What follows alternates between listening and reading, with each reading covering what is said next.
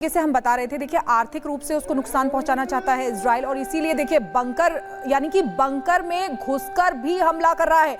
जड़ से खत्म करने की तैयारी जो है वो इजराइल ने कर ली है। अगर आज आप बड़ी निष्पक्ष होकर एक चीज को इवैल्यूएट करें कि 7 अक्टूबर एक साल किसने क्या पाया और किसने क्या गंवाया, मैं कहता हूं Israel, I am not a fan के किसी भी तरह से किसी की साइड लें, लेकिन मैं जानना ये जरूर चाहता हूं और बताना चाहता हूं एक साल में किसने क्या पाया।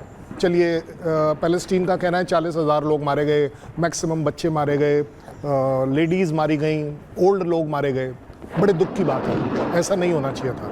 लेकिन 7 अक्टूबर पिछले साल उन 1200 बच्चों का, उन 1200 बेटियों का, उन रेप्स का वो अकाउंट कौन देगा? देखिए, जब हम आप बात कर रहे हैं ना कि बंकर बस्टिंग और ये सब, मैं आपको एक छोटा सा हिस्टोरिकली इजराइल का एक पर्सपेक्टिव देता हूँ। 75 साल पहले आपने एक ऐसा जमीन का टुकड़ा इजराइल को दिया था कि चलिए जी ये बिल्कुल बेकार है दुनिया में, टोटल डेजर्ट जिसको बोलते हैं, वहां तो उन्हें सरवाइव करने देना चाहिए था, लेकिन आपने नहीं करने दिया। मैं आपको बड़े अच्छे फैक्ट्स एंड फिगर्स बता रहा हूं। इजराइल के ऊपर कौन सा ऐसा कंट्री है जिसने अटैक नहीं किया? मैं आपको अटैकिंग कंट्रीज की बताता हूं। Lebanon, Syria, Iraq, south Arabia, Jordan, Egypt, Libya. आप बताइए 7-7, 8-8 कंट्रीज किसी के ऊपर अटैक क्यों कर रहे हैं? जबकि आपने तो बोला था 2 नेशन थ्योरी होनी चाहिए। भाई उनको आपने एक जगह दे दी यूनाइटेड नेशन। मैं यूनाइटेड नेशन को भी ब्लेम करता हूं कि अगर आपने उन्हें जमीन दी थी तो आप उसे इंप्लीमेंट क्यों नहीं कर पा रहे, उसको क्यों नहीं बचा पा रहे? मैं आपको और बढ़िया बताता हूं क्या हुआ उनके साथ। जेरूसलम जो है वो 52 बार 52 टाइम्स अटैक हुआ है। क्या यही डिजर्व करता है इजराइल? मैं साइड नहीं ले रहा हूं, फैक्चुअली आप बता दीजिए इजराइल ने 52 टाइम्स किस कंट्री के ऊपर अटैक किया? साइड की भी नहीं है। 7 अक्टूबर, मुझे लगता है कि 7 अक्टूबर की तारीख जब भी हमारे सामने आती है तो उस समय वो जो बर्बरता हुई थी, मुझे नहीं लगता कि कोई भी इस चीज को सोच सकता था कि ऐसी बर्बरता होगी। आपके पास वापस लौटेंगे, इसी बीच एक बड़ी खबर का रुख कर लेते हैं। इजराइल पर हमास के हमले के 1 साल पूरे होने पर दुनिया के अलग अलग हिस्सों में आपको बता दें कि इजराइल के समर्थन में मार्च निकाले जा रहे हैं, और ये तस्वीरें आपको दिखा रहे हैं। इसी सिलसिले में इंग्लैंड में के लंदन और जर्मनी के बर्लिन में लोगों ने इजराइल के समर्थन में प्रदर्शन किया, और इस दौरान लोग इजराइल के झंडे लहराते हुए भी नजर आए, साथ ही जमकर नारेबाजी भी उन्होंने की है। ये तस्वीरें आपको दिखा रहे हैं, देखिए किस तरीके से यहाँ पर प्रदर्शन किया जा रहा है। इजराइल के समर्थन में ये लोग बाहर निकले हुए हैं। तस्वीरें आपके साथ। तो दुनिया के कई देश ऐसे हैं जहां पे नाराजगी जाहिर कर रहे हैं लोग। तस्वीर दिखा रहे हैं, आपको 3 तस्वीरें दिखा रहे हैं। हमास के हमले के देखिए 1 साल पूरे हो चुके, 7 अक्टूबर है आज। लंदन में प्रदर्शन किया जा रहा है, बर्लिन में प्रदर्शन किया जा रहा है। दरअसल ये वो लोग हैं ये जो मान के चल रहे हैं कि जो इजराइल के सामने सर्वाइवल की चुनौती है वो इस लिहाज से भी महत्वपूर्ण है क्योंकि आज 1 साल हो चुके हैं। और यूके देवनाथ जी, जब हम ये मान के चल रहे हैं कि इजराइल हमला करेगा ईरान पे, तो उस हमले का क्या कुछ कनेक्शन है 7 अक्टूबर से? ये वेट एंड वॉच इसीलिए किया जा रहा था कि 7 अक्टूबर आ जाए, 1 साल पूरे हो जाए, तब माकूल जवाब दिया जाए, या फिर स्ट्रेटेजी को लेकर टाइम लिया जा रहा है यहाँ पे? जी हाँ, दुनिया में काफ़ी लोग ये कयास लगा रहे हैं कि शायद आज 1 साल की बरसी पर इजराइल ईरान के ऊपर एक भयंकर हमला करेगा। ये हो सकता है क्योंकि थोड़ा दिल का मामला है, थोड़ा दिमाग का मामला है, मामला सेंसिटिव है। थोड़ा मनोवैज्ञानिक एंगल से भी अगर देखें तो आज अगर हमला होता है तो इजराइल के जो आम आदमी है, ख़ास तौर से जिन्होंने अपने 1200 भाइयों बहनों बच्चों को खोया था आज से 1 साल पहले, उनको सुकून मिलेगा। इजराइल ने आज वीडियो भी जारी किया है 1 साल के हमले होने पर। इसने जारी करके बताया है दुनिया को कि देखिए आज के दिन क्या कुछ किया गया था, जिस तरीके से हमला किया गया था इजराइल के ऊपर, क्या कुछ हालात थे, किस तरीके से बमबारी की गई थी। तो इजराइल याद दिलाना चाहता है दुनिया भर को कि देखिए हम जो कर रहे हैं वो यूं ही नहीं कर रहे हैं, हमने ये हमले झेले हैं। जी हाँ, अब मैं थोड़ा एयरफोर्स बैकग्राउंड से आपको बताता हूँ। टैक्टिकल एप्रिसिएशन, सिचुएशनल अवेयरनेस जो मेरी बताती है वो ये है कि देखिए आज ईरान के जो एयरफोर्स कमांडर हैं, ईरान के जो एयर डिफेंस फोर्सेस हैं, एंटी एयरक्राफ्ट मिसाइल सिस्टम है, वो मैक्सिमम अलर्ट पर होंगे। उनके जो सर्विलेंस रेडार हैं, उनके जो मिसाइल गाइडेंस रेडार्स हैं, उनके जो लॉन्चर्स हैं, द क्रू जो हैं वो 2 मिनट्स रेडीनेस पर होंगे आज, क्योंकि ईरान के एयर डिफेंस कमांडर आज एक्सपेक्ट कर रहे हैं कि बहुत हाई चांसेस है हमले की। इसीलिए मेरे ख्याल से आज अगर इजराइल ईरान पर हवाई हमला करता है तो ये टैक्टिकल मिस्टेक होगी। देखिए, आपको दुश्मन पर तब हमला करना होता है जब दुश्मन हमला आशा ना कर रहा हो, तो आज अगर इजराइल आईडीएफ के जो टॉप एयरफोर्स कमांडर्स हैं वो हमला करते हैं तो छोटा सा मिस्टेक होगा। उनको हमला तब करना चाहिए, आज नहीं और किसी समय, जब ईरान की एयर डिफेंस सिस्टम थोड़ा सा 2 मिनट्स रेडीनेस से 5 मिनट्स रेडीनेस चला जाए, या 5 मिनट्स से थोड़ा और ढीला होकर 15 मिनट्स रेडीनेस हो जाए।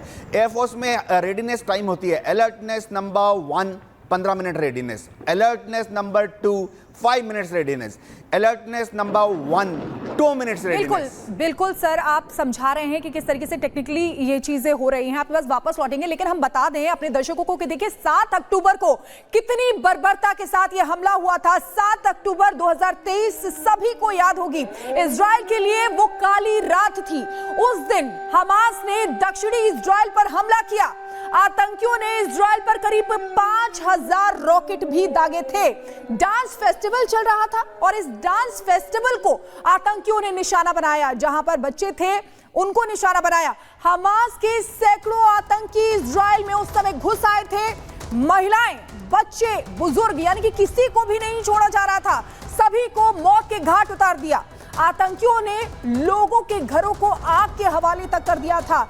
घरों के साथ ही रहने वालों को भी जिंदा जला दिया था और डांस फेस्टिवल में घुसकर अंधाधुंध फायरिंग भी की थी। और मुझे लगता है कि जो भी ये देख रहा है, एक बार फिर से वो तस्वीरें उसकी आंखों के सामने आ रही होंगी कि किस तरीके से सड़क या घर जो जहां मिला उससे गोली मार दी। आतंकियों ने महिलाओं, बच्चियों के साथ रेप भी किया था, यानी कि बर्बरता की, क्रूरता की सारी हदें पार कर दी गई थी आतंकियों की तरफ से। शैलेंद्र सर, मैं आपके पास में आना चाहती हूं। जिस तरीके से उस समय बर्बरता हुई थी, मुझे लगता है कि इजराइल का हमास को जवाब देना बिल्कुल सही था, क्योंकि हमास ने जो किया उसको यही जवाब देना चाहिए था। अब जिस तरीके से ये युद्ध आगे बढ़ रहा है, क्या लगता है आपको कि ये जो युद्ध आगे बढ़ रहा है उसको देखकर आप क्या कहते हैं कि आज का दिन बहुत महत्वपूर्ण है? देखिए, वो स्ट्रैटेजी इजराइल ने तैयार कर रखी है, तो ये 7 अक्टूबर का उस स्ट्रैटेजी में बहुत बड़ा रोल हो सकता है। मुझे 7 अक्टूबर 3 तरह से देखने का तरीका है मेरा अपना। एक है कि आप इजराइल के पॉइंट ऑफ व्यू से देख लीजिए, हो सकता है पैलेस्टीनियन के पॉइंट ऑफ व्यू से देख लीजिए, और मैं आपको एक अपना इंडियन पर्सपेक्टिव बताता हूँ। आज इंडिया शुड बी लीडिंग कि आज ना हम इजराइल की साइड हैं ना पैलेस्टीन की साइड हैं, हम इंसानियत की साइड हैं। और अगर इंसानियत की मौत हुई है तो उसे सभी को मिलकर कंडेम करना चाहिए, उसके खिलाफ आवाज उठानी चाहिए। आपने अभी थोड़ी देर पहले बताया था कि किबुट्स जो एरिया है जहां पर सबसे ज़्यादा तकरीबन 1200-1300 लोग मारे गए थे, जो फेस्टिवल चल रहा था उसमें 370 लोग मारे गए थे। मेरे को इसमें बहुत बड़ी ऑब्जेक्शन इसलिए नहीं लगती क्योंकि बर्बरता की एक्चुअली कोई लिमिट नहीं होती, लेकिन बर्बरता की सारी लिमिट आपने उस दिन इसलिए क्रॉस करी कि आपने लाशों के साथ रेप करा और उसको आपने वीडियो कर पूरी दुनिया में फैलाया। ये है पैलेस्टीन। अगर पैलेस्टीन आपके 40,000 लोग मारे जाते हैं इस रिजल्ट के वजह से, तो आप क्यों नहीं आवाज उठाते कि उस दिन के 1200 लोग जो मारे गए, जो 250 लोग किडनैप किए गए, जिनके साथ आज तक शायद रेप चल रहा होगा, उसको आप क्यों नहीं कंडेम करते? इजराइल क्यों नहीं कंडेम करता कि यस हमने ये मारे हैं 40,000 पैलेस्टीनियन, बट हमारा एम पैलेस्टीनियन मारने का नहीं था, हमारा एम हमास का खत्म करने का है। खत्म होगा या नहीं होगा? देखिए, आज का दिन इंपॉर्टेंट होना चाहिए पूरी दुनिया में, सिर्फ इस बात के लिए कि क्या आप मानवता का एंगल उठा सकते हैं कि नहीं, जो आप नहीं उठा रहे हैं।